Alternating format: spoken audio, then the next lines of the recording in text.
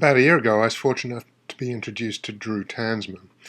Drew was a superstar banker, a businessman, a consultant, a diplomat, an athlete, and a very avid surfer.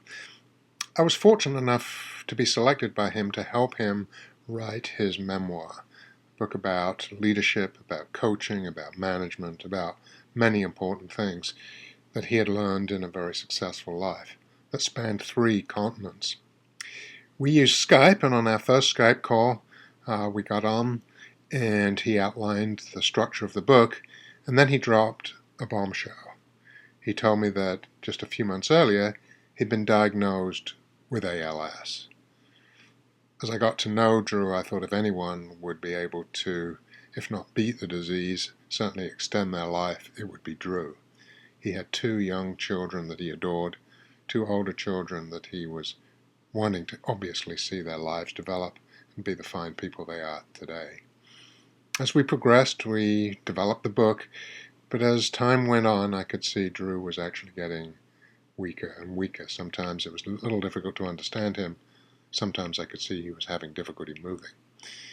In January, we got on Skype, and he was actually in a hospital bed, connected to drips and all sorts of other equipment, but typical Drew, undeterred, we continued crafting the stories that he wanted to tell and the lessons that he wanted to give. He was a man going through the later stages of ALS with grace and dignity.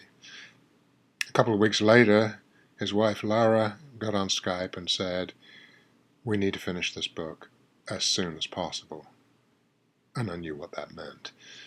For the next 2 or 3 weeks, we scrambled around, dedicated all our time to making sure the book was complete. My ALS challenge came one Sunday evening. Our final review of the book, it was done. And Drew said goodbye to me, thanked me for my efforts. And for my part, I told him it was an honor and a privilege to be able to share his life and help him tell his story and give his lessons. Drew died the next day.